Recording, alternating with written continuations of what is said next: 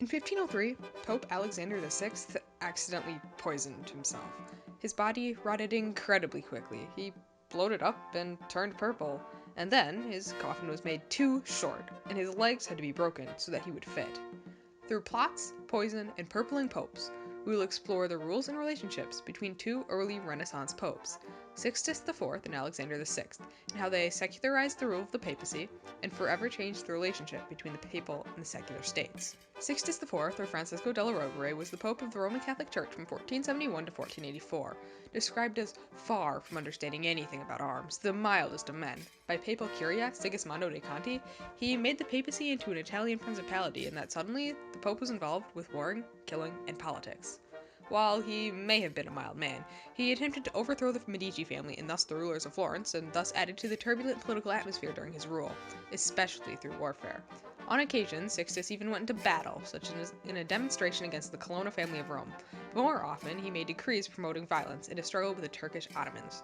If the faithful, especially the Italians, wished to preserve their lands, their houses, their wives, their children, their liberty, and their lives, if they wished to maintain that faith into which we have been baptized and through which we are regenerated, let them at last trust in our word. Let them take up their arms and fight. Sixtus, in calling for war, showed that the Pope was no longer simply a religious leader. He was also a political leader in war and alliances, as well as a military one. In turn, this changed the relationship between the papal and secular states. Instead of only having religious power, the church could all of a sudden take land and wage war, making it a danger to the people who fell out of favor, as both they and their political province could be punished by the Pope. One example of this was Lorenzo de' Medici. Since Sixtus was uncomfortable by the Medici's unprecedented political power in Florence, he both excommunicated Lorenzo from the church and placed Florence under authoritarian prohibition. This wasn't Sixtus's first squabble with Lorenzo either. In 1478, he was involved in the Pazzi conspiracy, an attempted assassination of Lorenzo de' Medici and his brother Giuliano. On the topic, H. Uffer, a German historian, wrote in 1875, "It is certain that Sixtus IV desired that the Medici should be overthrown by force. It is equally certain that Lorenzo de' Medici can have known nothing beforehand of the details of the attempted assassination, for those were only arranged in haste on the very morning of the deed. Giuliano was killed, but Lorenzo was only injured. This political maneuvering murder shows the depth of Sixtus's involvement with the overall Italian politics. He had enough stock in not having the Medicis in power in Florence that he ordered an assassination, and the papacy was truly establishing itself as a powerful Italian city-state. In a continuation of Sixtus's attempts to destroy the Medici dynasty, he enlisted King Ferdinand of Naples by inducing him to the throne. Then, Florence and Naples made a political alliance in 1480, forcing Sixtus to accept Florence as an ally of the papacy. Lorenzo de' Medici was absolved, and Florence was no longer under authoritarian prohibition.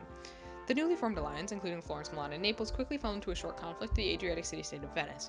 However, the Pope still harbored significant discomfort with the Neapolitan-Florentine alliance, and the Venetians shared his regards. As Venice had recently turned its attentions onto its own land rather than the Ottoman Empire, there quickly grew conflict over the commerce of salt, as Ferrara began to take over Armine.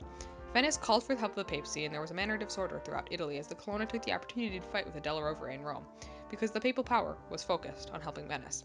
The war concluded with the Treaty of Bagnola, which was not passed through Sixtus as he was sick, or Rome, or the papacy until after its creation. Jacobus Voluntarinus, present when the ambassadors of the League, those who had made the treaty, met with the sick pope, wrote, "We have carried out a dangerous and difficult war, in order, by our victorious arms, to obtain an honorable peace and security for the Apostolic See, our own honor and that of the League. Now, by the will of God, success was at hand. You bring back conditions of peace suited to the vanquished, not to the victor." The Venetians had already offered much fairer terms to our apostolic legate, which were far more profitable to your princes, whereas these are disgraceful. The cities taken in the war would be to be entrusted to our protection. The nobles were to send us hostages and await our judgment. Ferrara was not mentioned. You proposed none of these things, but shameful conditions, fraught with the seeds of confusion and future evil rather than good. This peace, my beloved sons in Christ, I can neither approve nor sanction. It argues that the War of Ferrara was for peace over land between Venice and Ferrara, and that an outcome sanctioned by the papacy would need to be fair as such. Parading the ambassadors shows an example in which the papacy was recognized as a strong political power to be reckoned with, as they were a significant player in the war. The papacy was involved and had become an Italian political power, completely and utterly involved in all political ongoings. The pope that thrust this involvement to a different level was Alexander VI, also known as Rodrigo Borgia, who was pope from 1492 to 1503 and is often considered to be one of the worst popes in history, and also a terrible person. He was rumored to have killed his first man at 12, and was known for poisoning anyone who would stand in his way, and eventually himself. While his nepotism and warring tendencies were novel in themselves, he also secularized the rule of the church in Italian politics to another level. By appointing his son Cesare as the Duchy of Romagna, he functionally made a church-sponsored Italian province in northern Italy. In the diary of Alexander's master of ceremonies, Johann Burchard, translated by Geoffrey Parker, an example of his nepotism is shown. His Holiness wished to create Don Cesare the Captain General and Gonfalonier, and therefore on March 29, 1500, he ordered that he should be invested with the Golden Rose. The cardinals assembled in the morning in the Sala de Pappagallo, and were then summoned more privately to meet his Holiness in the small audience room, the Salatino di Udenzia. There, on their advice, he declared that the rose should be bestowed on Don Cesare Borgia, the Duke of Valentinios, and his own dearest son, and that he should be appointed Captain General and Gonfalonier of the Holy Roman Church. In it, Alexander bestows the golden rose, a token of reverence or affection, to his son, as well as more titles and powers within the church, and is yet another example of Alexander's unending nepotism. Roberto Accioloni, a philosopher, also wrote of Pope Alexander's nepotism in a letter to Niccolo Machiavelli in 1500. The Pope has chosen governors for cities under his control, and, as usual, of those who have some friendly acquaintance and connections with him, intercede for anyone. The person and the status of the intercessor are considered rather than those of the candidate. As shown, he oft chose people due to personal relationships, and most strikingly with his son Cesare. With the support of Alexander, Cesare forged a volatile relationship with King Charles VIII of France, which was an example of secularization within the church. Suddenly, the church was brokering land deals in Italy with a foreign power. While Alexander had started his relationship with the French when he was still a cardinal, encouraging Charles VIII to take Naples and allow him to pass through Rome, however, he soon realized that it was a real French invasion, and quickly recognized Alfonso II as the legitimate leader of Naples.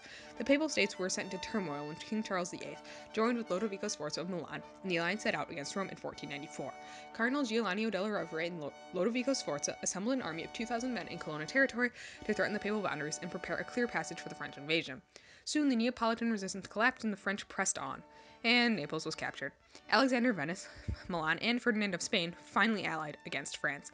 The Battle of Fornello forced the French to return home, and Alexander, looking once again towards his own interests, hoped that the French loss would destroy the Orsini, who had allied with them, and were perpetually against the papacy as one of the most powerful families in Rome. Burchard writes, near the end of Alexander's reign, of his involvement with the Orsini. On Monday, February 13, 1503, the report spread through Rome that Giovanni Giordano Orsini had surrendered his lands and himself into the hands of the Pope. The Pope dispatched a battery from the Castel St. Angelo on the following Thursday to join Don Cesare in his attack on the fort of Bracciano. Some of his supporters of the Orsini had gathered there for a final stand against Don Cesare, and in a secret consistory on Monday, February 20th. His Holiness told the cardinals that the Orsini were plotting secretly to enter Rome in order to seize the houses of the cardinals and the court. He therefore warned them all to take care of their houses and fortify them. The papal aim, His Holiness confirmed, was to capture the fortress of Bracciano and all other defenses of the Orsini. In this passage, the complicated relations Pope, powerful Italian families, and thus Italian political powers, and France all came to play a role in the papacy during Alexander's rule. It exemplifies his never-ending drive for more land and power on the Italian peninsula, and yet shows that the French influence on the primarily Italian affairs. Fundamentally, Burchard catalogued an event in which the papacy was not so much as a religious power as a secular one. The papacy had become a warring force in both Italy and Europe, and interacted heavily, especially politically, with its fellow Italian states. Sixtus IV and Alexander VI both changed the rule of the papacy in significant ways, and altered the relationship between the papal and the secular states. As Alexander VI said, "Oh, what would Rome be without a plot?" And indeed, what would Italy and Rome be without the meddling of the Church?